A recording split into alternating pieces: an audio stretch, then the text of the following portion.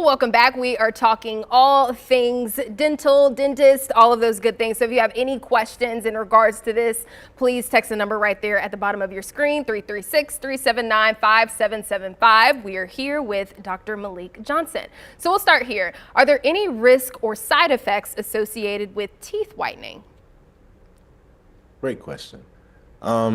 Yes, in short. In long, the greatest risk or side effects is, um, okay, so teeth whitening, right? The outer layer of your tooth is called enamel. And when you whiten it, you put in bleaching agents, different things on your teeth, letting it sit there. What it can do is it can weaken or damage that outer layer. And so might say, okay, what happens if I weaken or damage my outer layer? A lot of times that's coupled with increased tooth sensitivity, and sometimes pain. And sometimes, depending on where you're whitening, how you're whitening, who's doing the whitening, you can get it on your gums, and that can create gum burns. It can just really be painful and really create a situation you didn't want. And if you have, let's say, a cavity and you're introducing these things into that cavity, we're talking about a lot of increased pain, increased sensitivity, and you might not be too happy afterwards that you whitened.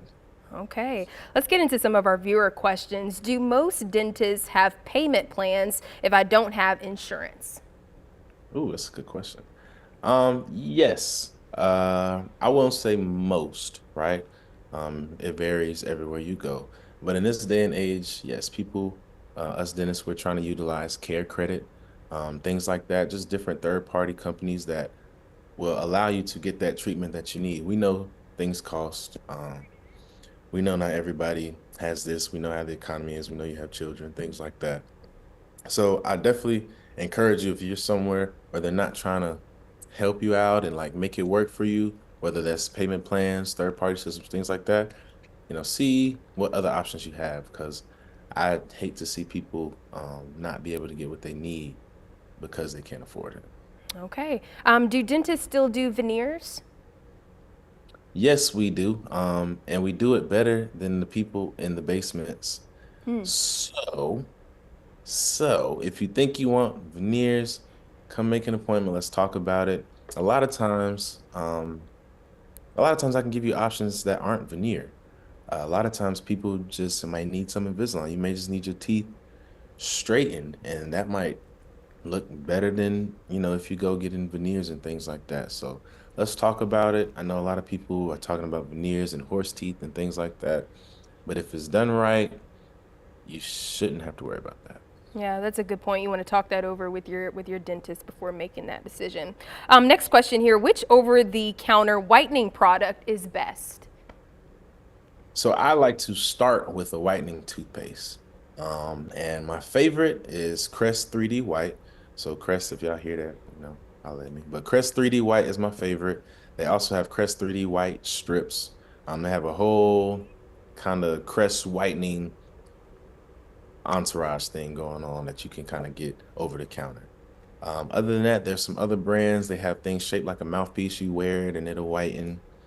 There's everybody's trying to get in on the whitening thing, right?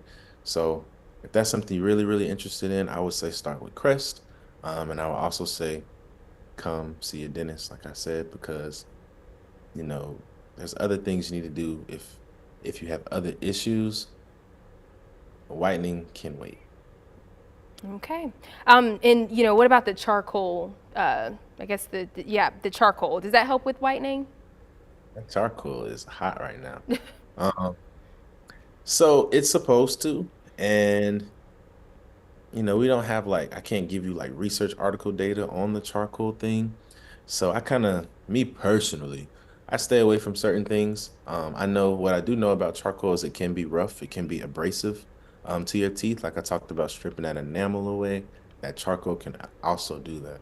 So what I would recommend is that if you do have a charcoal toothbrush or a charcoal toothpaste, I would kind of use it in moderation, right? That wouldn't be my everyday toothbrush. I would kind of, every other day, a couple times a week, work that in and let me know how it goes. All right, sounds good. Well, we will take another break here, but we're going to toss it over to our chief meteorologist, Tim Buckley.